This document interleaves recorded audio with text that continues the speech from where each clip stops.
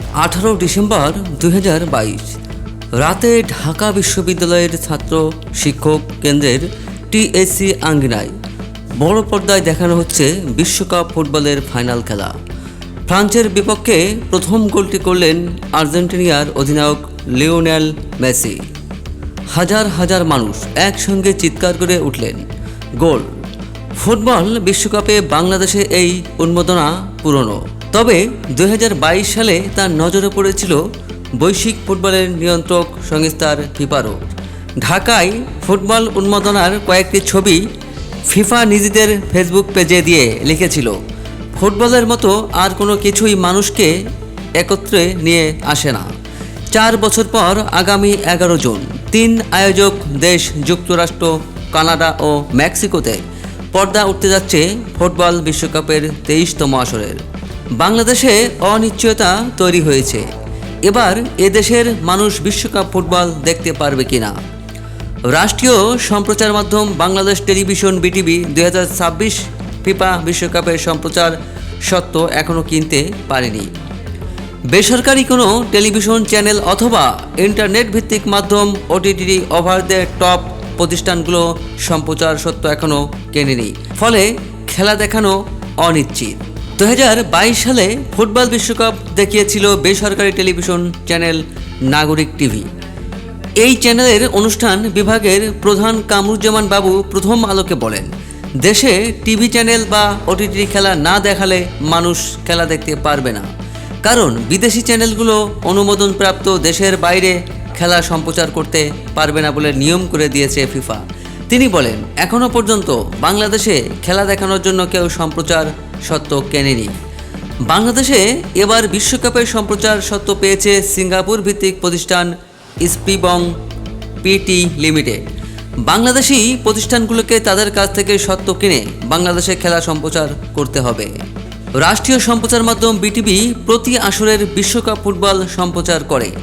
বিটিভির দায়িত্বশীল একটি সূত্র বলেছে, সম্প্রচার সত্ত্ব বাবদ সিঙ্গাপুরের প্রতিষ্ঠানটি তাদের কাছে প্রায় 151 কোটি টাকা চেয়েছে।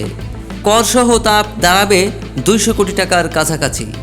শর্ত অনুযায়ী এই অর্থের 50% 10 মের মধ্যে এবং বাকিটা 10 জুনের মধ্যে পরিশোধ করতে হবে। এই প্যাকেজের আওতায় উদ্বোধনী ও সমাপনী অনুষ্ঠান সহ মোট 104টি ম্যাচের সরাসরি সম্প্রচার ও হাইলাইটস দেখানোর সুযোগ রয়েছে।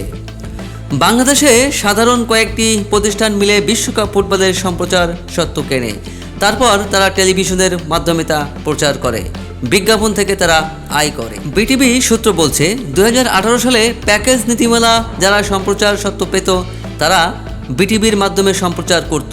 আওতায় কোনো খরচ ছাড়াই বিশ্বকাপ সম্প্রচার করেছিল বিটিভি। তবে 2022 সালে এই নীতিমালা বাতিল হয়ে যায়, ফলে ওই বছর বিশ্বকাপের আগে শেষ মুহূর্তে সরকারের উচ্চ পর্যায়ে সিদ্ধান্তে অর্থ বরাদ্দ পায় বিটিভি। তখন বিশেষ বাজেটে 98 কোটি টাকা খরচ করে সম্প্রচার সত্ত্ব কিনেছিল তারা।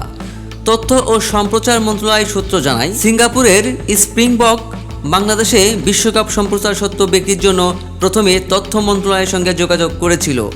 মন্ত্রণালয় তাদের প্রস্তাব বিটিভির কাছে পাঠায়। গত এপ্রিলে বিটিভি স্প্রিংবকের কাছে সম্প্রচার সত্ত্বের মূল্য জানতে চায়। তখন স্প্রিংবকের পক্ষ থেকে 150 কোটি টাকা চাওয়া হয়।